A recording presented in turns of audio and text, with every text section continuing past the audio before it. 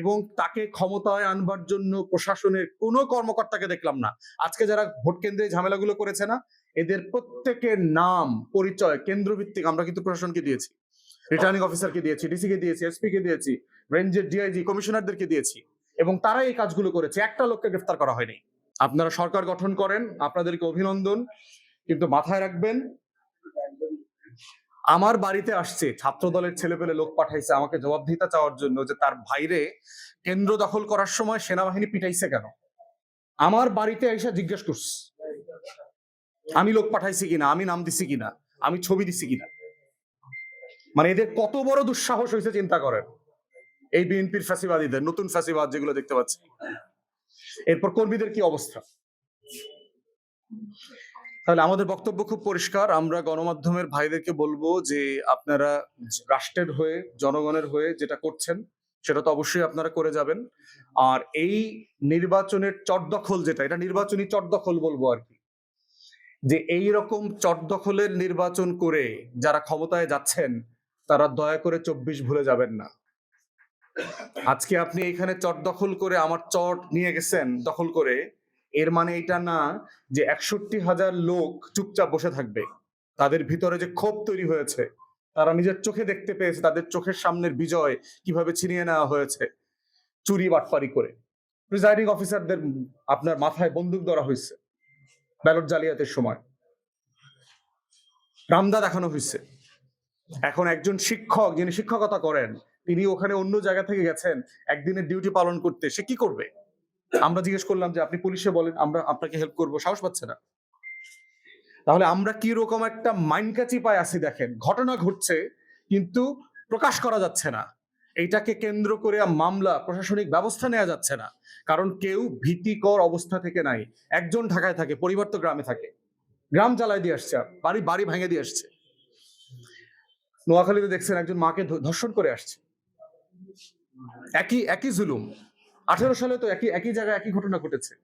তখন ঘটেছে যে কেন ধানের শীষে ভোট দিছে সেই জন্য আওয়ামী লীগের সন্ত্রাসীরা গিয়ে গণধর্ষণ করে আসছে। আজকে বিএনপিকে কেন ভোট দেয় নাই সেই জন্য গণধর্ষণ করেছে।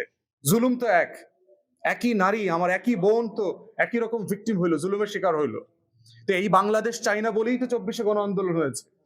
এই বাংলাদেশ চাইলে তো আমরা এই নির্বাচন করবার প্রয়োজন ছিল না, আপনারা দখল টখল করে নিয়ে যাইতেন, বললেই হইতো।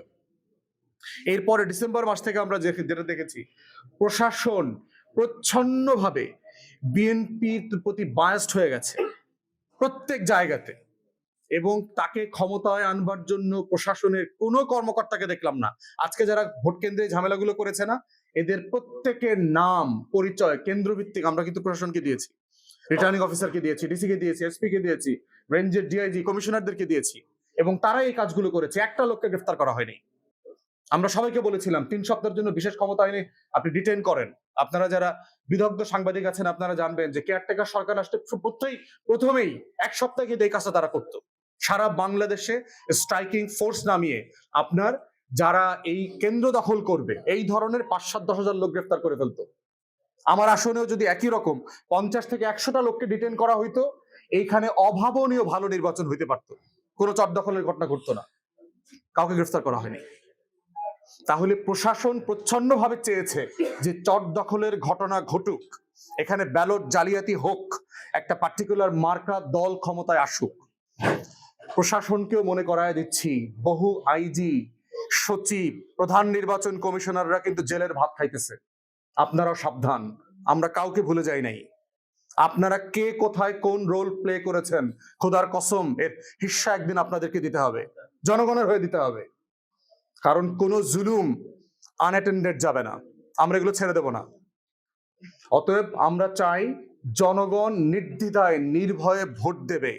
ভোট চুরির এই কালচার, চটদখলের রাজনীতি এবং নির্বাচন, এগুলো বন্ধ হইতে হবে। একটা জাতির জন্য এটা খুব লজ্জার যে 55 বছর পরে এসে সে মানুষের মন জয় করে ভোট চাইতে পারে না, তাকে রামদার ভয় দেখায় ভোট চাইতে হয়, কারণ সে জানে সে ভোটে সে জিতবে না। ভোট দেওয়ার পরে আবার জবাবদিহিতা পাঠায়, মোটরসাইকেল পাঠায়। ভোটের আগের দিন আমার অফিস ভেঙে দিয়ে গেছে, আমার এলাকা, আমার গ্রাম, আমার বাজার। তাহলে এরা কি পরিমাণ ফ্যাসিবাদী হয়ে উঠেছে ইতিমধ্যে, এদের দুঃসাহস কত বড় বেড়েছে। অতএব আমরা চাই বাংলাদেশটা বদলে যাক, জনাব তারেক রহমানকে আহ্বান করছি যে 31 দফার উপরে ভিত্তি করে আপনি বাংলাদেশ বদলাবেন বলে ওয়াদা করেছেন, আমরা সেটা কাগজ কলমে না, আমরা অ্যাকশনে দেখতে চাই। আপনার দলের গুন্ডা, মাস্তান, চাঁদাবাজ, সন্ত্রাসীদেরকে আপনি কিভাবে ডিল করবেন তার উপরে হচ্ছে ডিপেন্ড করবে আপনি ক্ষমতায় গভর্নেন্সে সফল হবেন কি হবেন না। আপনার দলের এই ক্রিমিনাল গ্যাংদেরকে যদি আপনি নিয়ন্ত্রণ করতে না পারেন, আপনি নিশ্চিত থাকেন আপনার জন্য ভয়াবহ ভবিষ্যৎ অপেক্ষা করছে। এই জন্য এটা আপনাকে অন রেকর্ড ওয়ার্ন করে দিয়ে গেলাম। বাংলাদেশ 24-এর আগের বাংলাদেশে ফিরবে না। তরুণরা, পেশাজীবীরা, মোবাইল ফোন, ইন্টারনেট ব্যবহারকারীরা আগের বাংলাদেশের রাজনৈতিক পুরাতন বন্দোবস্ত মেনে নেবে না, নেয় নাই। অতএব আমরা চাই বাংলাদেশটা সবার হোক, ন্যায্যভাবে হোক, সাংবিধানিক হোক। আমরা যেন সবাই ভোটাররা ন্যায্যভাবে তার মতামত দিতে পারি। দেওয়ার পরে যেন আমার মতামতের জন্য কেউ কাউকে ভয়ের সম্মুখীন হতে না হয়, এলাকা ছাড়া হতে না হয়।